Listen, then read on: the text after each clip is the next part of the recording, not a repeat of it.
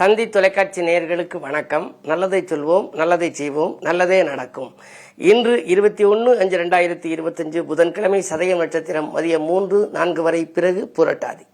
இன்றைக்கு நான் உங்களுக்கு சொல்ல இருக்கிற நல்ல கருத்து, வாழ்க்கையை வளமாக்கும் வடிவ ஜோதிடம். இந்த எண்கணிதத்தை பற்றி, எழுத்துக்களை பற்றி, கிராஃபாலஜின்னு சொல்கிறோம்ல, எந்த வடிவத்தில் எழுதுனா எப்படி அப்படிங்கிறத பற்றி, வாழ்வை வளமாக்கும் வடிவ ஜோதிடம்னு சில வருடங்களுக்கு முன்னால் தினத்தந்தியில் சுமார் 70 வாரங்கள் நான் தொடராக எழுதினேன் ஒரு கட்டுரை. நிறைய பாராட்டுகள் வந்து குமிஞ்சிச்சு. அயல் நாட்டிலேருந்து, லண்டன்லேருந்துலாம் கூட கேட்டிருந்தாங்க. இது மாதிரிலாம் இந்த வடிவ ஜோதிடம் இவ்வளவு அற்புதமான இதாக எழுதிருக்கீங்களே, இது எப்படி எங்களுடைய எழுத்துக்களை நாங்கள் எப்படி கையெழுத்தில் போடுறதெல்லாம் கேட்பாங்க. பொதுவாக ஒருத்தருக்கு இன்ஷியல் இருக்குல்ல, அது ரொம்ப முக்கியம். எதிர்காலத்தை வளமாக்குறது அந்த இன்ஷியல். பெற்றோர்களில் முதவெல்லாம் வந்து தாய் தந்தையர் பேர் ரெண்டுமே போடுவாங்க. சில பேர் ஒரு இன்ஷியல் மட்டும் போடுவாங்க. இப்போ வந்து பின்னாலேயே, நம்ம பேருக்கு பின்னாலேயே தந்தையினுடைய பேரை சேர்த்துடுறாங்க. அப்படி சேர்க்கிற பொழுது, கூட்டுத்தொகை வருகிற பொழுது, அதில் உள்ள எண்களை பார்க்கிற போது அது எண்கணிதமாகுது. எழுத்தை பார்க்கிற போது எண்ணும் எழுத்தும் கண்ணெனத்தகும், எண்ணென்ப என எழுத்தென்ப இவ்விரண்டும் கண்ணென்ப வாழும் உயிருக்குன்னெல்லாம் நம்ம முன்னோர்கள் சொல்லி வச்சிருக்காங்க. ஆகையினாலே அந்த எண்ணும் எழுத்தும் நமக்கு கண் போல பார்க்கணுமா.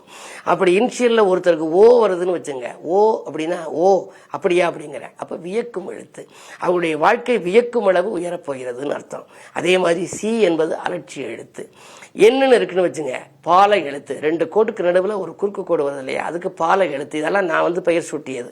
பாலை எழுத்து. ஏ என்பது கோபுர எழுத்து. ஒருவருடைய பெயர்ல எத்தனை ஏ இருக்கோ, அதிகமா ஏ இருந்துச்சுன்னா அவங்க கோபுரம் போல உயர்ந்த வாழ்க்கை அவர்களுக்கு அமையும். ஆரம்ப காலத்தில் சாதாரணமா இருந்தாலும் 35 வயதுக்கு மேல கொடிகட்டி பறப்பாங்க.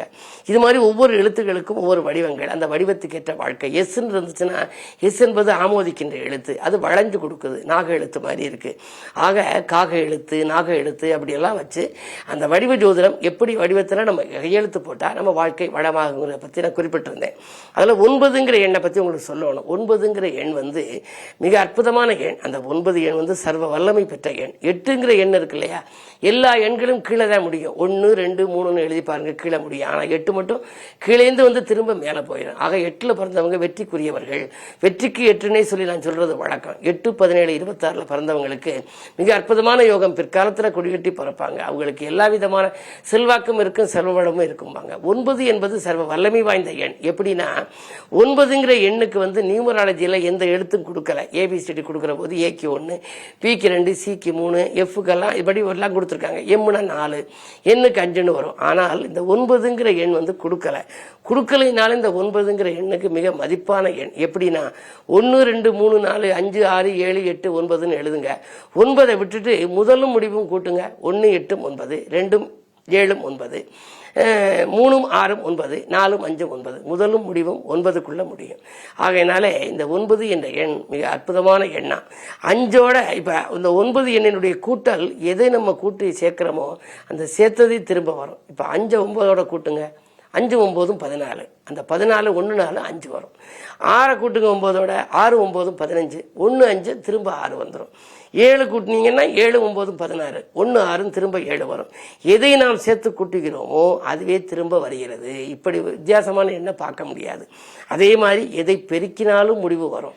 ஆக இந்த 9 எண் ஆராய்ச்சியை பற்றி உங்களுக்கு சொல்லியிருக்கேன். இந்த 9 எண் பெயர் ஆதிக்கத்தில் இப்போ 36ன்னு பெயர் வச்சவங்க, 45ன்னு பெயர் வச்சிருந்தா அவங்களுக்கு என்ன மாதிரி வாழ்க்கை இருக்கும். இந்த 9 எண்ணுக்குள்ள மதிப்பு எப்படி. 9க்குரிய கிரகம் செவ்வாய். செவ்வாய் ஒரு ஜாதகத்தில் வலிமையாக இருந்து இந்த 9 வச்சுக்கிட்டா அவங்களுக்கு பாராளும் யோகம் முதல் அவ்வளவு தலைமை பதவியெல்லாம் கூட கிடைக்கலாம். இப்படிப்பட்ட பற்றியெல்லாம் தொடர்ந்து உங்களுக்கு இந்த தந்தி தொலைக்காட்சிகளை சொல்வேன் என்று சொல்லி இனி இந்திய ராசி பலன்களை இப்பொழுது உங்களுக்கு வழங்கப் போகின்றேன்.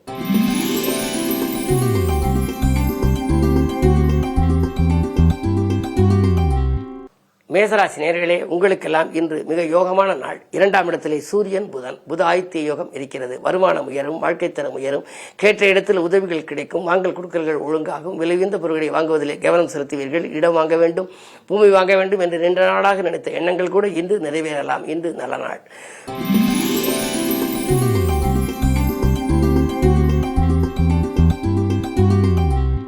ரிஷபராசினியர்களே, உங்களுக்கு உத்தியோகத்தில் உயர்வு கிடைப்பதற்கான அறிகுறிகள் தென்படுகின்ற நாள். ஊர் மாற்ற சிந்தனைகள் மேலோங்கும். இருந்தாலும் கூட உங்களுக்கு ராசியிலேயே சூரியன் இருப்பதனாலே அரசு வழிக்கு விண்ணப்பித்தவர்களுக்கு அந்த வேலைகள் கிடைக்கலாம்.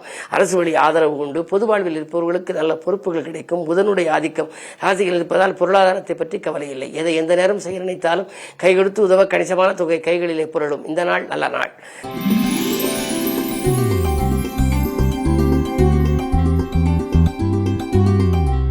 மிதுனராசி நேயர்களே, உங்களுக்கெல்லாம் குரு ராசியில் இருப்பதனாலே குழப்பங்கள் அகலும், குதூகலம் கூடும், ஆதாயமும் உங்களுக்கு உண்டு, அதிக விரயமும் உங்களுக்கு ஏற்படும். சுக்கிரன் உச்சம் பெற்றிருக்கின்றார். விரையாதிபதி உச்சம் பெற்றிருப்பதனாலே விரயங்களும் அதிகரிக்கும். ஆனால் வருமானம் இல்லாமல் செலவாகாது. வரவு வந்து அதன் பின்னரே செலவாகும்.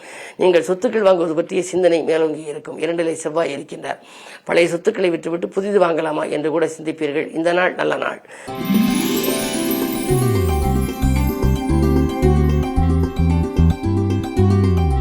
கடகராசி நேயர்களே, உங்களுக்கு சந்திராஷ்டமம். எது செய்தாலும் யோசித்து செய்ய வேண்டும். திட்டமிட்ட காரியங்கள் திசை மாறி செல்லும். நினைத்தது ஒன்று நடந்தது ஒன்றுமாக இருக்கும். ஆதாயத்தை காட்டிலும் விரயங்களே கூடுதலாக இருக்கும். செலவு நடைகள் அதிகரிக்கிறது. செய்தொழில் மந்தமாக இருக்கின்றது. குடும்பத்தினரும் நமக்கு ஏதேனும் இடையூறு செய்து கொண்டிருக்கிறார்களே, கூட இருப்பவர்களும் நம்மை நம்பி எதுவும் செய்ய இயலவில்லையே என்றெல்லாம் கவலைப்படுவீர்கள். இன்று முழுவதும் உங்களுக்கு பொறுமையும் நிதானமும் தேவை. தானுண்டு தன் வேலையுண்டு என்று இருக்க வேண்டிய நாள்.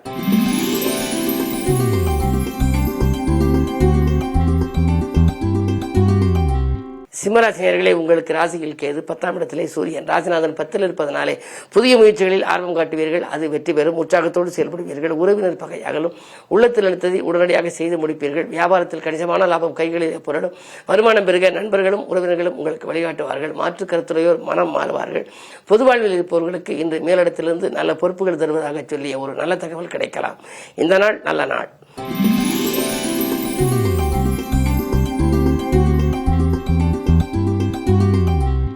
கன்னிராசி நேயர்களே, உங்களுக்கு 10லே குரு இருப்பதால் பதவியில் மாற்றம் உண்டு. எண்ணங்கள் எல்லாம் எளிதில் நிறைவேற வேண்டுமானால் குருவை நீங்கள் வழிபட வேண்டும். 10ல் குரு இருந்தால் பதவி மாற்றம், இடமாற்றம் என்பதற்கு ஏற்ப நீங்கள் இருக்கும் இடத்தில் கொஞ்சம் எச்சரிக்கையாக இருக்க வேண்டும். மேலதிகாரிகள் உங்களுக்கு வேலைப்படுவை அதிகமாக கொடுப்பார்கள்.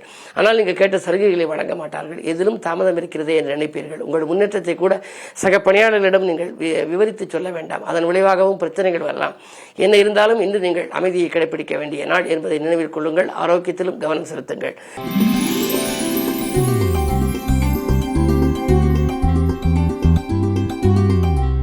துலாம் ராசி நேயர்களே, உங்களுக்கெல்லாம் வேதனைகள் நீங்கி வெற்றிகள் கிடைக்கின்ற நாள். வீடு மாற்ற சிந்தனைகள் உங்களுக்கு மேலோங்கலாம். இருந்தாலும் நீண்ட தூரத்துக்கான பயணங்கள் கூட உங்களுக்கு உண்டு. அஷ்டமத்தில் புதன் இருப்பதால் மறைந்த புதனால் நிறைந்த தனலாபம் உண்டு. வரவேண்டிய பாக்கிகள் வசூலாகும். வாங்கல் கொடுக்கல்கள் ஒழுங்காகும். துணிவும் தன்னம்பிக்கையும் கூடும். எதை நீங்கள் எந்த நேரம் செய்ய நினைத்தாலும் அதற்கு கை கொடுத்து உதவ நண்பர்கள் காத்திருப்பார்கள்.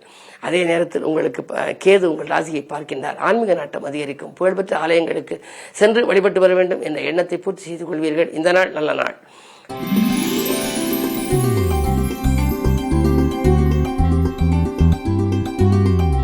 விருச்சிக ராசி நேயர்களே, உங்களுக்கெல்லாம் 10லே கேது இருப்பதனாலே பல விதங்களிலும் உங்களுக்கு நன்மைகள் வரப்போகிறது. திட்டமிட்ட காரியங்களை திட்டமிட்டபடி செய்து முடிப்பீர்கள். செயல்படுத்துவதற்கு உங்களுக்கு பணியாளர்கள் பக்கபலமாக இருப்பார்கள்.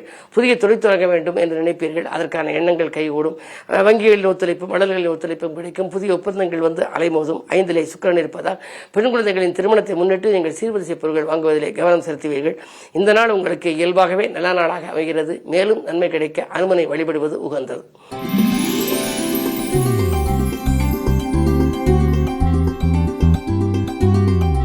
தனுசு ராசி நேயர்களே, உங்களுக்கெல்லாம் தடைக்கற்கள் நீங்கி தடைக்கற்கள் எல்லாம் படிக்கற்களாக மாறுகின்ற நாள். இன்றைக்கு தடுமாற்றங்கள் அகலும். தனவரவு திருப்திகரமாக இருக்கும். வாங்கல் கொடுக்கல்களில் தீவிரம் காட்டுவீர்கள்.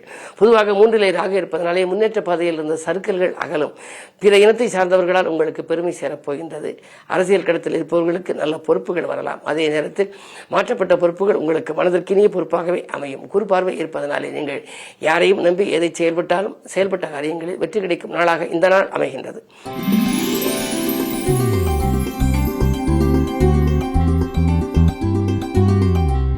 மகர ராசி நேயர்களே, உங்களுக்கெல்லாம் கொஞ்சம் கவனமாக செயல்பட வேண்டிய நாள். உங்கள் உழைப்புக்குரிய அங்கீகாரம் கிடைக்காது. திட்டமிட்ட காரியங்கள் எல்லாம் திசை மாறி செல்லும். எதை செய்ய நினைத்தீர்களோ அதை செய்ய இயலாமல் போகலாம். தொழில் கொஞ்சம் மந்த நிலையில் இருக்கும். அதே நேரத்தில் நண்பர்களை நம்பி ஒப்படைத்த பொறுப்புகள் நடைபெறாமல் போகலாம். எனவே இன்றைக்கு நீங்கள் தானுண்டு தன் வேலையுண்டு என்று இருக்க வேண்டும். எதிலும் நிதானத்தை கடைபிடிக்க வேண்டும்.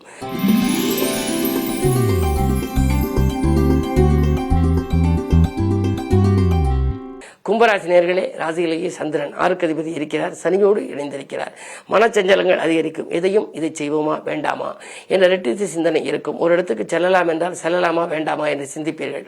நீங்கள் எதிர்மறை சிந்தனையை நினைத்தால் அதுவே நடந்துவிடும். நேர்மறை சிந்தனை நினைத்தால் அதுவும் நடைபெறும். எனவே இன்றைக்கு கூடியவரை நீங்கள் நேர்மறை சிந்தனையை நினைத்துக் கொள்வது நல்லது. வாங்கல் கொடுக்கல்கள் அப்பொழுதுதான் உங்களுக்கு நன்மை அளிக்கும். நண்பர்களை நம்பி ஒப்படைத்த பொறுப்புகள் மாலை நேரத்தில் நல்ல விதமாக முடியும். பயணங்கள் உங்களுக்கு பலன் தருவதாக அமையும்.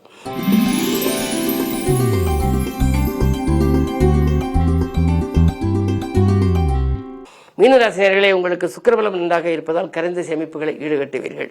கவலை என்ற மூன்றெடுத்து உங்கள் அகராதியை விட்டு அகல வேண்டுமானால் நீங்கள் அருகில் இருப்பவர்களை கொஞ்சம் அனுசரித்துக் கொள்ள வேண்டும். 3லே சூரியன் இருக்கின்றார். முன்னோர் வழி சொத்துக்களில் முறையான பங்கீடுகள் கிடைக்கும். பஞ்சாயத்துகள் சாதகமாக முடியும். அரசு வழியில் நீங்கள் ஏதேனும் புது முயற்சி செய்திருந்தால் உங்களுக்கு அனுகூலமும் உண்டு. அரசு வழி சலுகைகளும் உங்களுக்கு கிடைக்கலாம். உழைப்புக்கு அங்கீகாரம் கிடைக்கும். இந்த நாள் ஒரு இனிய நாள். 5ஆம் இடத்திலே செவ்வாய் நீச்சம். எனவே பிள்ளைகள் வழியில் கொஞ்சம் கவனமாக இருக்க வேண்டும். பிள்ளைகளை உங்கள் மேற்பார்வையில் வைத்துக் கொள்வது நல்லது. மேலும் விவரங்கள் அறிய தினத்தந்தி படியுங்கள்.